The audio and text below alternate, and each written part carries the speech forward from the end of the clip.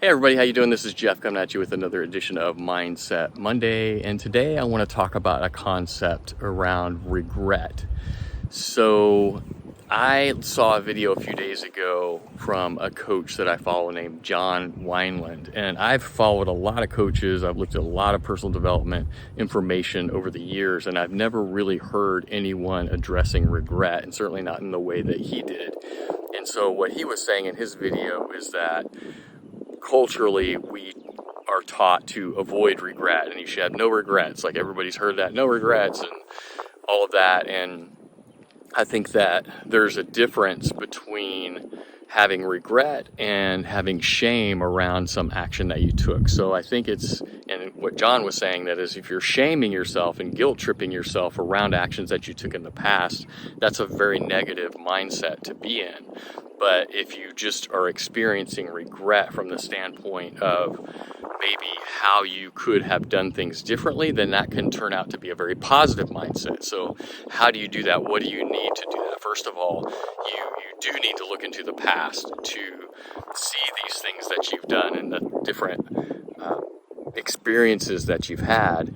And then second of all, you need to be able to put yourself in the other people's shoes that maybe were affected by your actions back then, even if that person is yourself. So you may have affected that past version of you, or you may have affected family, friends, colleagues, other people around you. So there's that. And then finally, you would need to have some kind of a sense of agency or freedom, that you understand that you could have done things differently if you were in the situation now and you knew what you knew now, or you had taken a different perspective on how you address the situation. So the other concept is that you can look at this from a very micro or a very macro standpoint. So on the micro standpoint, it's like you might have regret, the sort of in the moment regret that you might have is like the reply all, the classic reply all, right? You could really put yourself in a situation where you're experiencing a lot of regret around that. But on the macro standpoint, you're looking like into the past, like big experiences, big things that you've done, and maybe that had a massive impact again on yourself or others in the moment. And so this perspective on it just kind of struck me as, such a great way to look at things, because again, we are taught culturally that, you shouldn't have any regret. But what John was saying is that if you can do these things, look back to the past, acknowledge the actions that you took, put yourself in the other person's shoes, even if that other person was yourself, and acknowledge that you have the freedom and the agency to take a different action than you did, then you can kind of reconcile all of that in your mind and harmonize the feelings that you have around it in a way that you understand the pain that you caused, the trauma that you caused, the drama that you caused, whatever it is that came out of that situation, and understand that it just takes a little bit of a different action, just a little course correction.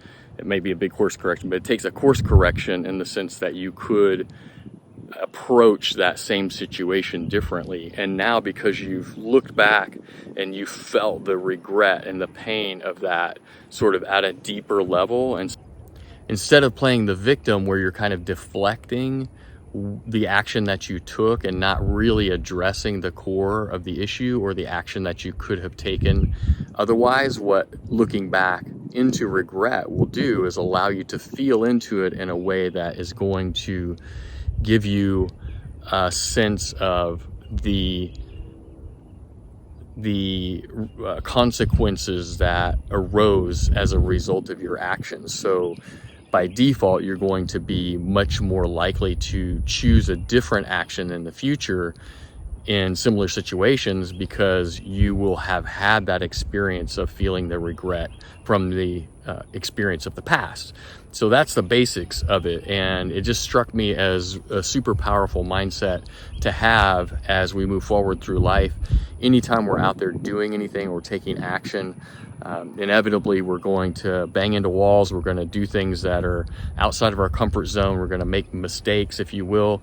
And the best thing you can do is to find these mindset tools and different perspective so that you can continuously learn from your mistakes and not shame yourself and beat yourself up over them, because that's just going to cause friction and hold you back and kill your confidence and all these other things. So I'd be interested to hear any of your experiences with regret, how you handle it, if this information hits home for you, and how you're going to use this in your life moving forward.